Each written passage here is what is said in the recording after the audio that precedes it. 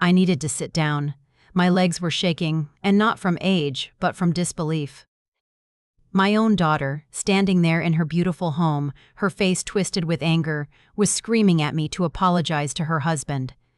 The same husband I had just caught stealing from my purse in the guest bedroom. The same man I had warned her about 2 years ago when they first started dating, but she didn't want to hear it then, and she certainly didn't want to hear it now. My name is Margaret, and I'm 72 years old. I raised 3 children on my own after my husband passed away when I was 45. Sarah was my youngest, my baby girl, and I would have done anything for her. I worked 2 jobs to put her through college. I sold my car so she could have one for her internship. I even took out a loan against my house to help with her wedding. And this is how she repaid me, with screaming. With choosing a thief over her own mother. Let me take you back to where this nightmare really began. Sarah was always the sweet one. Not like her older siblings who fought me on everything. She was the child who brought me flowers from the neighbor's garden, who made me breakfast in bed on Mother's Day, who called me every single evening even after she moved out. When her father died, she was only 12, and she became my little shadow. We were inseparable. I thought nothing could ever come between us. She graduated with honors, got a job at a marketing firm, and seemed to have her whole life figured out. She dated here and there, nothing serious, and always introduced me to the young men she was seeing. I appreciated that. It showed respect. It showed she valued my opinion. Then, 2 years ago, everything changed. She met Derek at some company event. He was charming, I'll give him that. Tall, handsome, always knew what to say, but there was something about his eyes. They didn't smile when his mouth did. I noticed it the first time she brought him home for dinner. He complimented my cooking, asked about my late husband, even offered to help with the dishes. But when Sarah left the room to take a phone call, his whole demeanor changed. He didn't look at me the same way. It was like he was studying me, calculating something. I didn't say anything that night. I didn't want to seem like one of those mothers who thought no man was good enough for her daughter. But I started paying closer attention.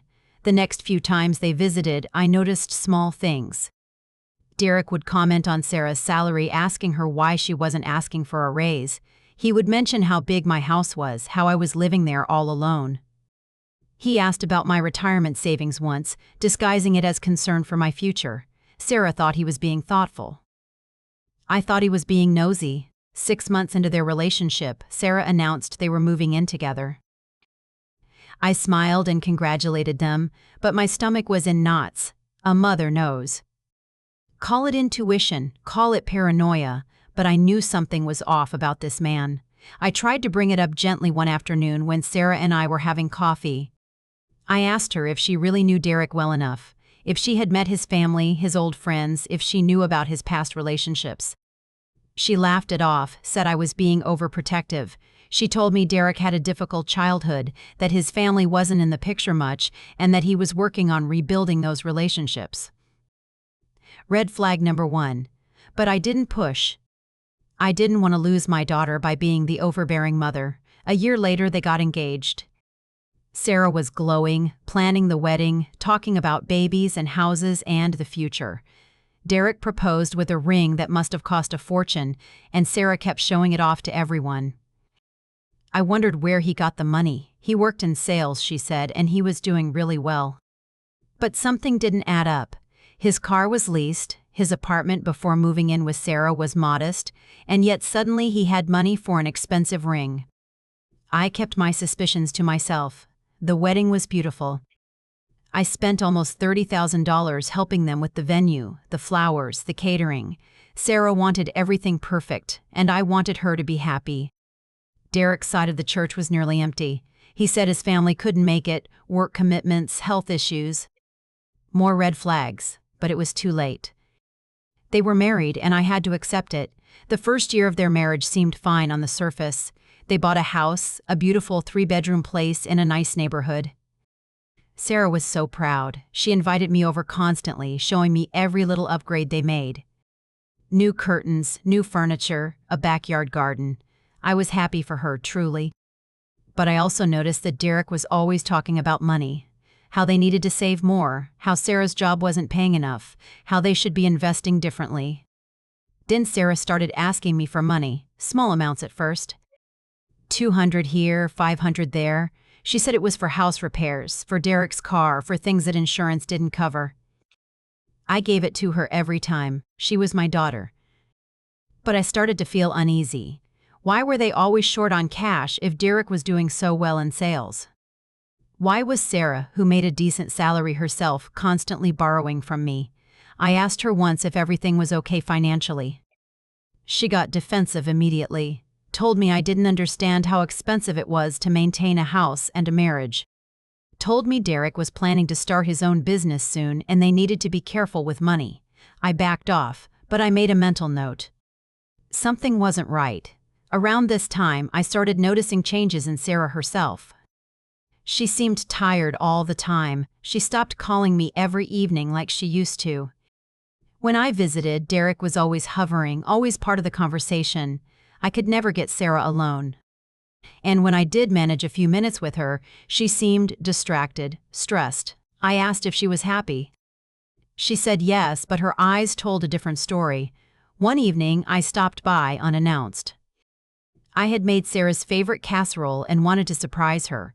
When I walked in, I heard them arguing upstairs. I stood in the kitchen, frozen, listening. Derek was yelling about bills, about Sarah not contributing enough, about how he was carrying the financial burden of the household. I heard Sarah crying, apologizing, saying she would ask for overtime at work.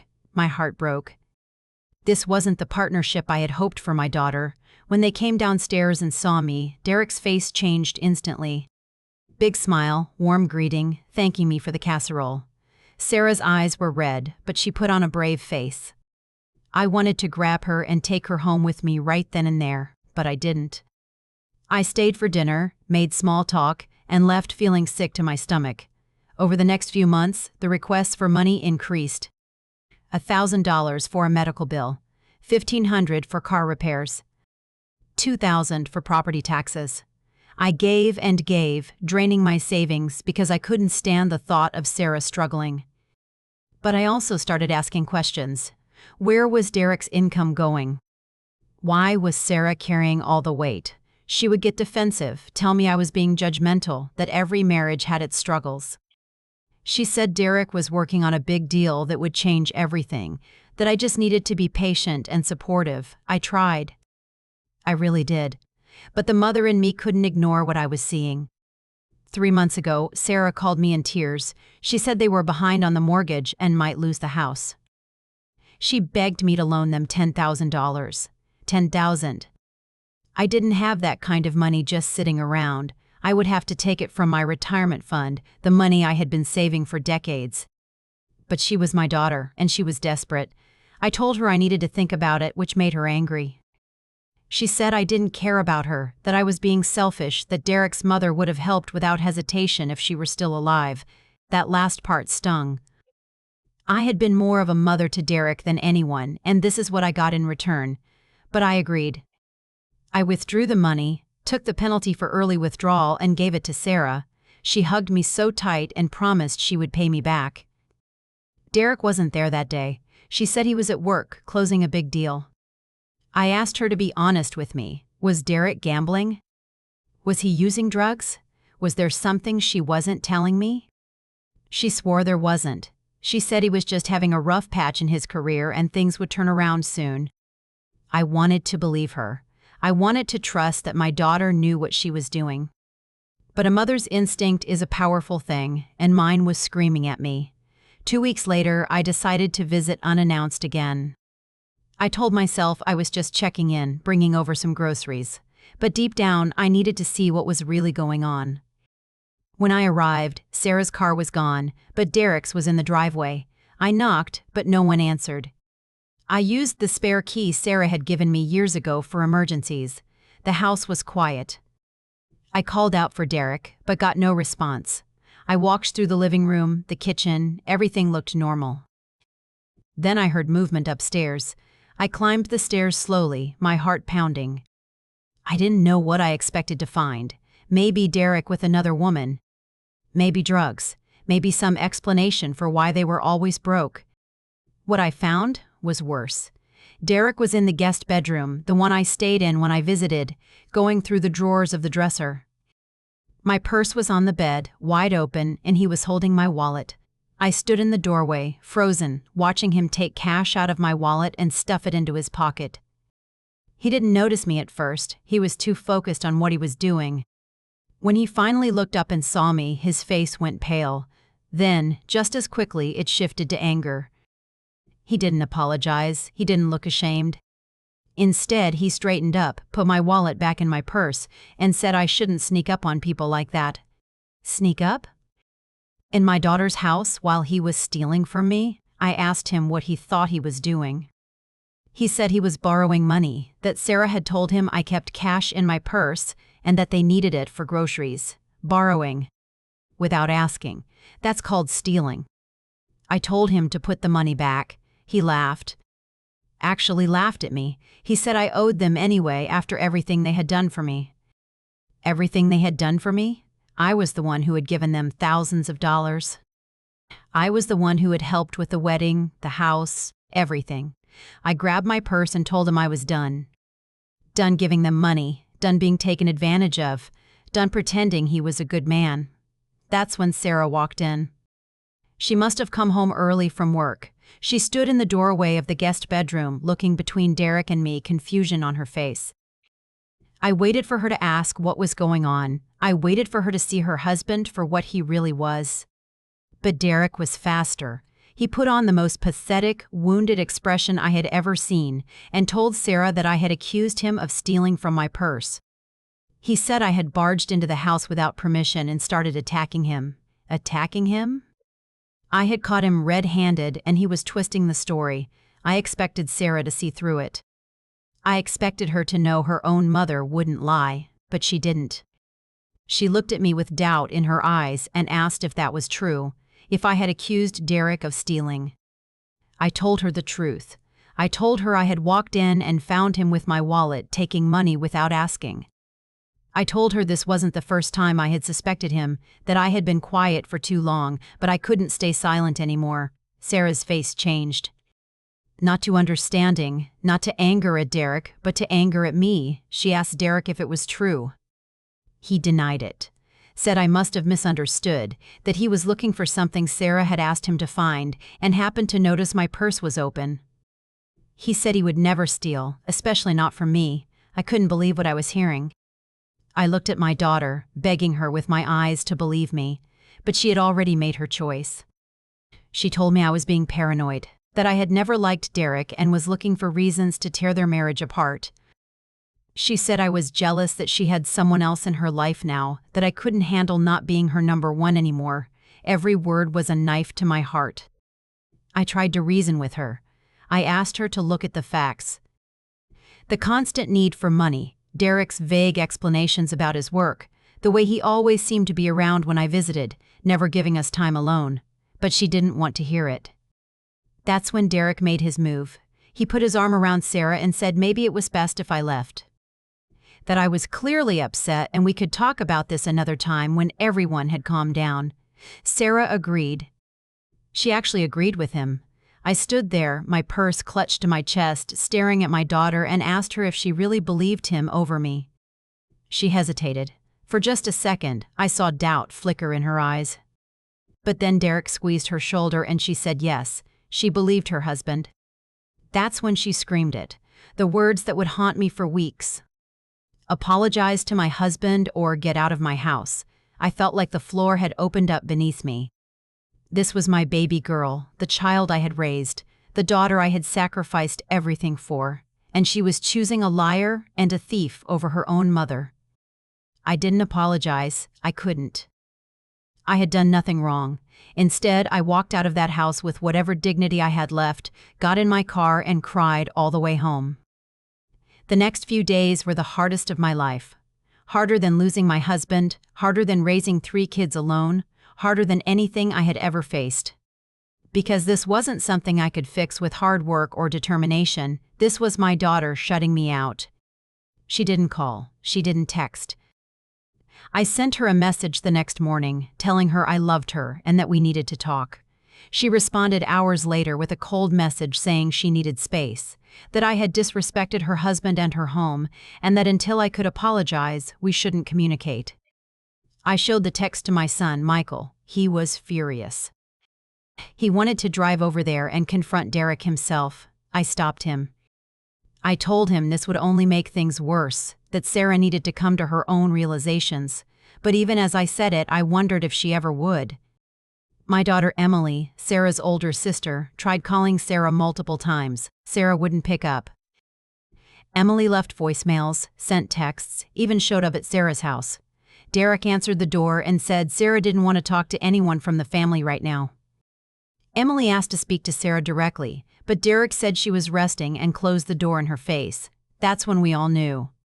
This wasn't just about me catching Derek stealing. This was about control. Derek had isolated Sarah from her family, and now he was making sure we couldn't reach her. I spent my nights lying awake, replaying every moment, every sign I had missed or ignored. I thought about the first time I met Derek and that feeling in my gut. I should have trusted it. I should have been more vocal, even if it meant Sarah getting angry with me. At least then, maybe I could have prevented this. But regret doesn't change the past. I started doing research. If Derek was stealing from me, what else was he capable of? I thought about hiring a private investigator, but I didn't have the money for that. I had already drained my savings helping Sarah and Derek, so I did what I could on my own. I started with social media. Derek didn't have much of an online presence, which was suspicious in itself. Most people our age had Facebook at least, but Derek's profile was bare. No photos, no friends list visible, no posts. I searched for his name along with his supposed workplace. Nothing came up. I called the company Sarah said he worked for, pretending to be a client. They had never heard of Derek. My heart sank. He had been lying about his job. I dug deeper. I found a few old forum posts from years ago under a username I suspected was his based on the email address format Sarah had once mentioned. The posts were about get-rich-quick schemes, day trading, cryptocurrency. One post even mentioned borrowing money from family to invest. I felt sick. Derek wasn't a successful salesman. He was a con artist, and my daughter was his latest target. I couldn't just sit back and let this happen. Sarah might have shut me out, but she was still my daughter, and I wasn't going to abandon her. But I also knew that going to her directly wouldn't work. She was too deep under Derek's influence. I needed proof. I needed something so undeniable that even Sarah couldn't ignore it. I called an old friend of mine, Patricia, whose son worked in finance. I explained the situation without giving too many details and asked if he could look into someone's financial history. He said it wasn't exactly legal to do that without permission, but he could check public records for things like bankruptcies, liens, court judgments. I gave him Derek's full name and date of birth, information I had seen on documents at Sarah's house. 2 days later, Patricia called me back. Derek had filed for bankruptcy 4 years ago. He had 3 credit cards charged off. There was a civil judgment against him for $20,000 from a previous girlfriend who had taken him to court for money he owed her. And there was an eviction on his record from 6 years ago. This man had a history of financial disasters, and Sarah had no idea. I printed everything out.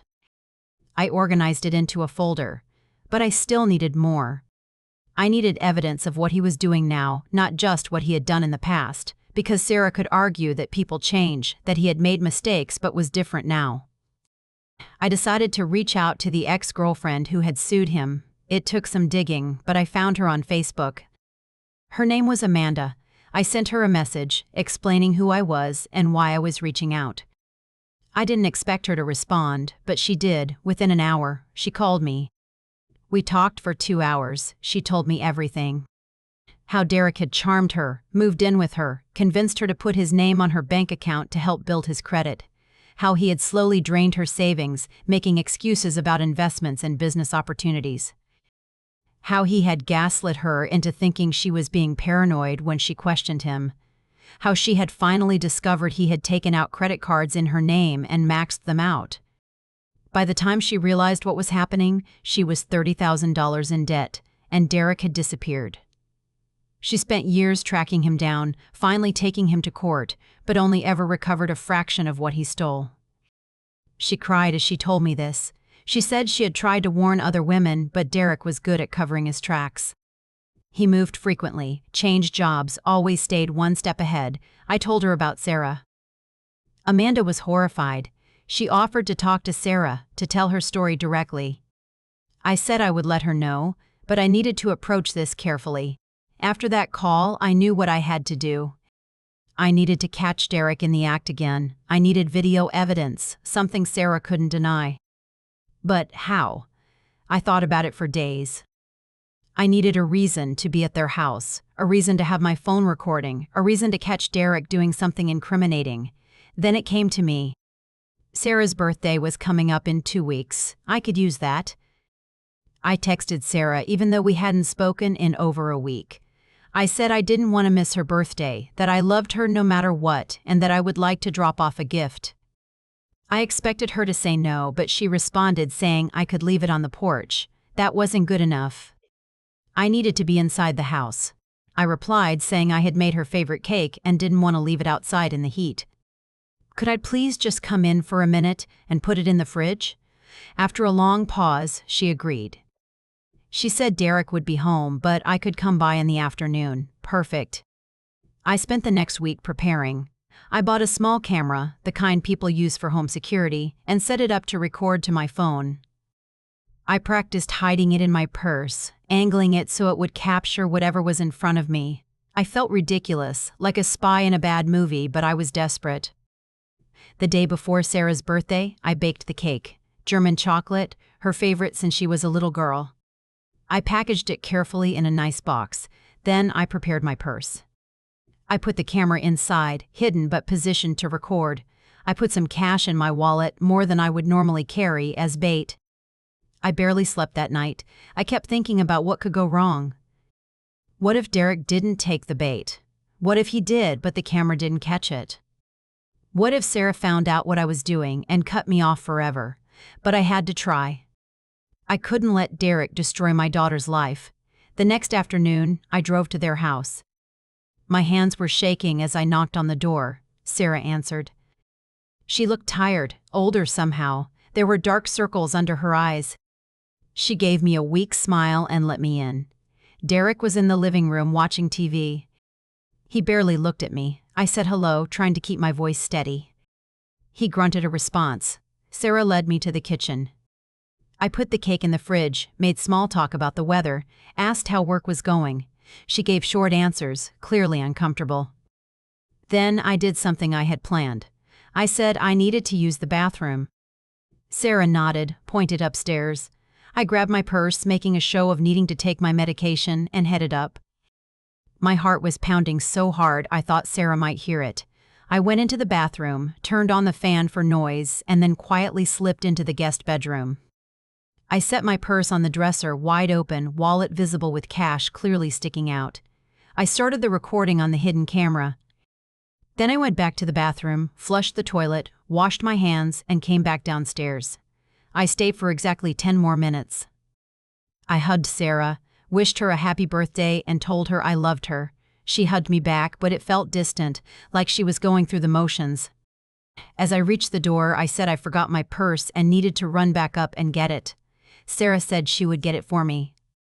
My stomach dropped. I insisted, said I needed to check my phone anyway. She looked suspicious but let me go. I climbed the stairs, my legs weak, praying that the camera had caught something. When I entered the guest bedroom, my purse was exactly where I left it, but my wallet was open and 2 $20 bills were missing. I checked the timestamp on my phone. The recording was still going. I grabbed the purse and went back downstairs. I thanked Sarah, told her to enjoy her day, and left. As soon as I got to my car, I pulled out my phone and watched the recording. There it was. Clear as day. Derek walking into the guest bedroom, looking around, grabbing my wallet, taking out cash, putting it in his pocket. He even counted it, $40. He had stolen $40 from my wallet while I was downstairs with his wife. I had him. I didn't watch the video just once. I watched it 10 times, 20 times, making sure it was clear, making sure there was no way Derek could talk his way out of this. Then I made copies. I emailed it to myself, uploaded it to a cloud drive, sent it to Michael and Emily. I wasn't taking any chances. The next step was showing Sarah. But I knew I couldn't just send her the video. She would dismiss it, claim I had edited it somehow, or that Derek had an explanation. I needed to show her in person, with witnesses. I called Michael and Emily. I told them what I had done and what I had found. They were both shocked and proud of me at the same time. We agreed to go to Sarah's house together the next evening. Safety in numbers, and also, Sarah couldn't accuse me of making things up if her siblings were there to back me up. That next day felt like the longest day of my life. I replayed every possible scenario in my head. What if Sarah still didn't believe me? What if Derek convinced her the video was fake? What if she chose him anyway? But I had to try. We arrived at Sarah's house just after 6 in the evening. Derek's car was there. Good, I wanted him to face this. We knocked on the door. Sarah answered, her face immediately showing confusion and concern when she saw all three of us standing there. She asked what was going on. I told her we needed to talk, that it was important. She hesitated, but Emily gently pushed past her, and Michael and I followed. Derek appeared from the kitchen, his face darkening when he saw us. He asked what this was about. I ignored him and looked at Sarah.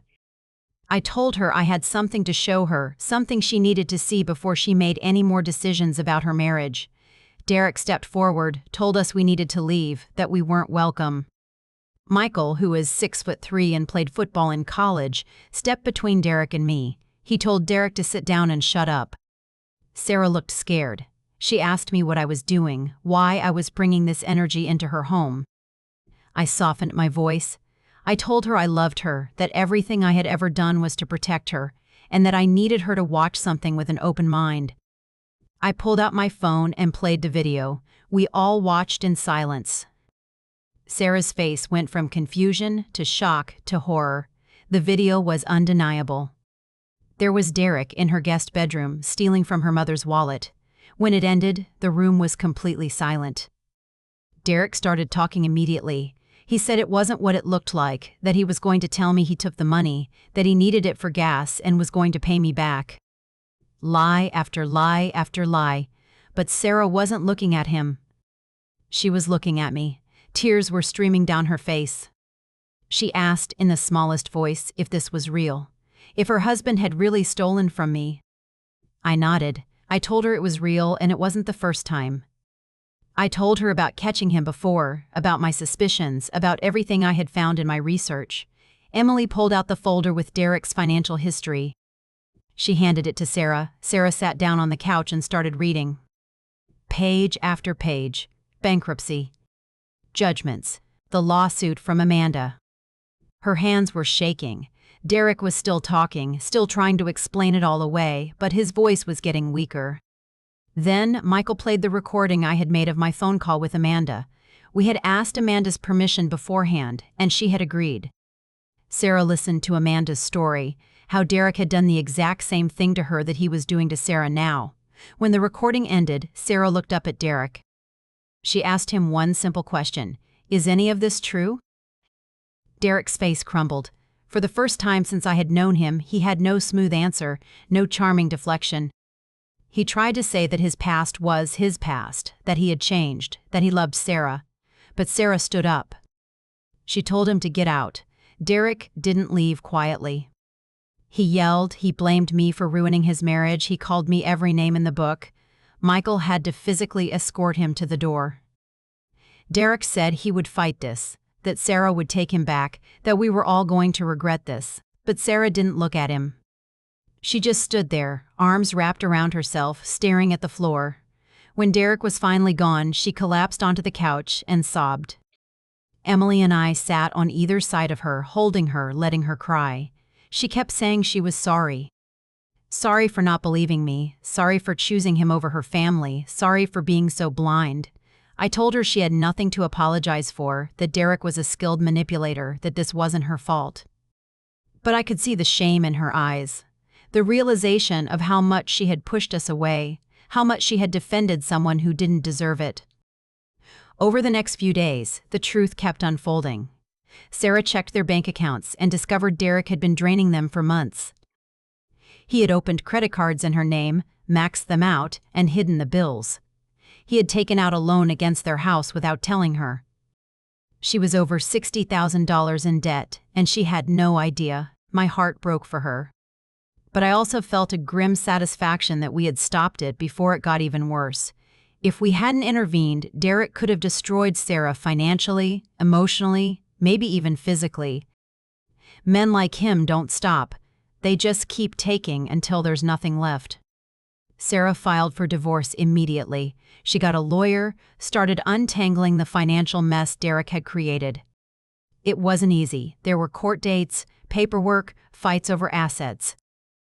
Derek tried to claim he deserved half of everything, even though he had contributed nothing and stolen everything.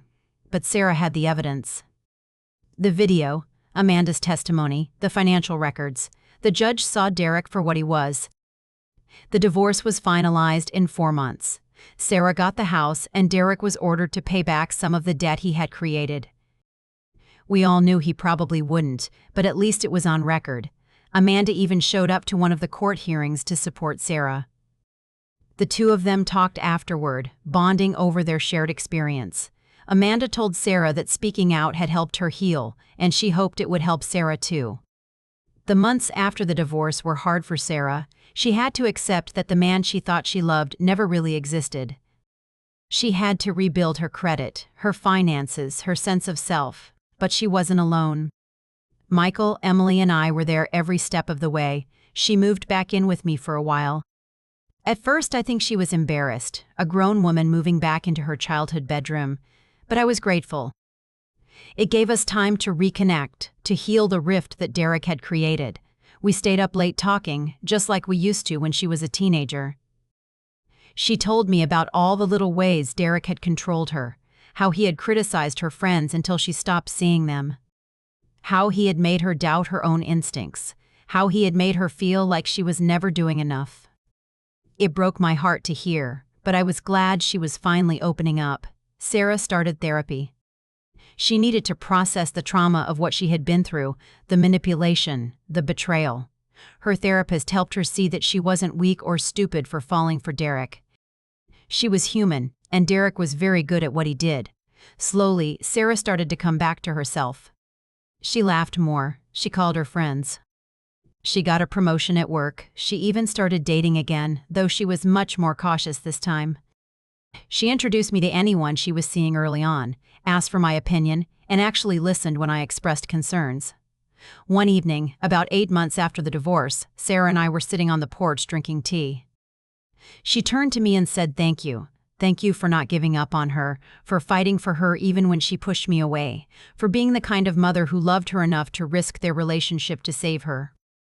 I told her, that's what mothers do. We don't give up. We don't walk away. Even when it's hard, even when it hurts, we keep fighting for our children.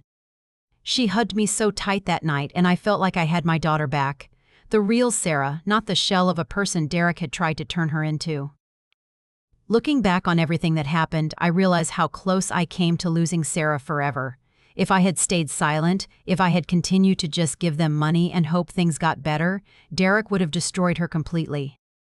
But I also realize that confrontation alone wouldn't have worked. Sarah had to see the truth for herself.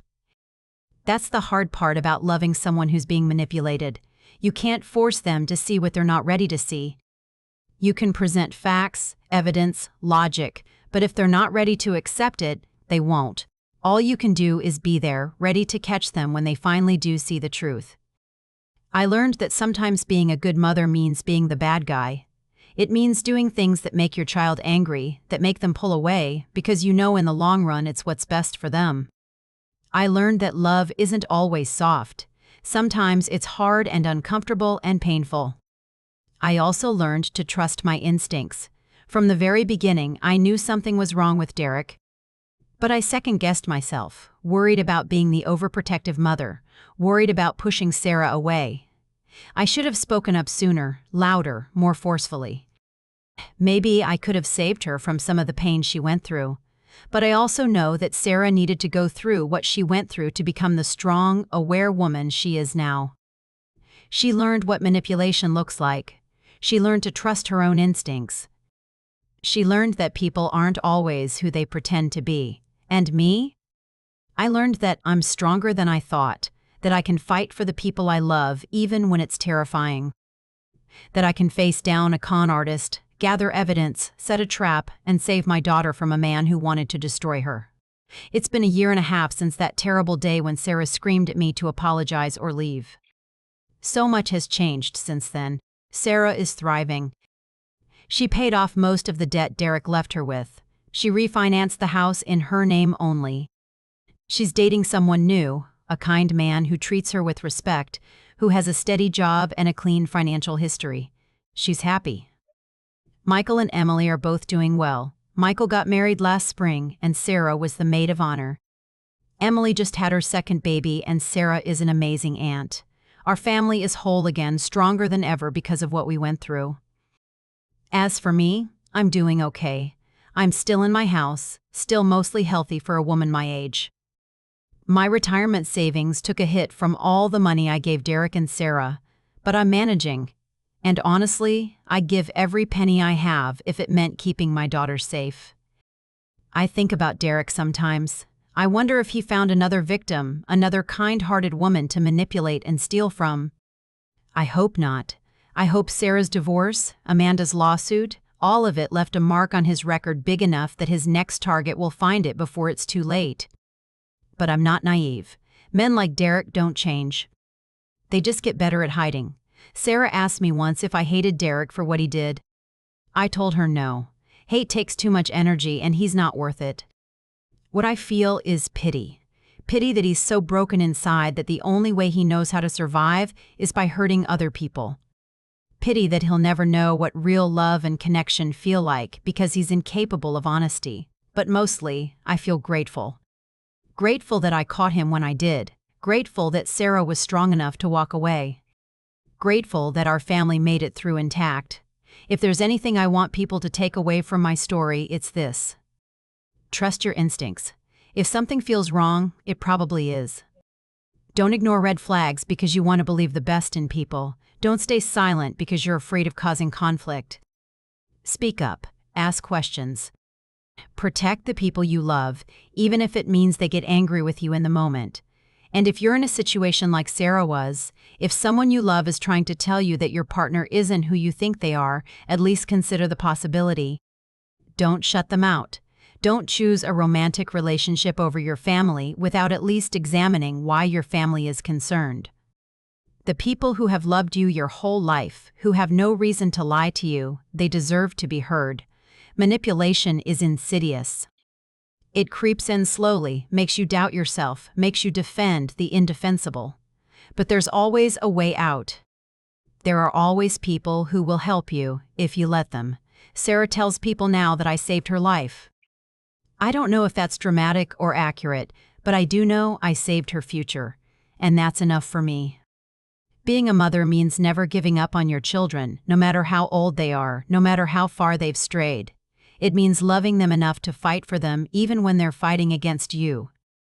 It means being their voice of reason when they can't see clearly. It means being strong when they're weak. My daughter yelled at me that day. She told me to apologize to the man who was robbing me blind or leave her house. And I left. But I didn't give up. I fought smarter, gathered proof, and came back when I had what I needed to open her eyes. That's what love does. It doesn't quit. It doesn't walk away. It fights, even when the battle looks impossible. And in the end, love won.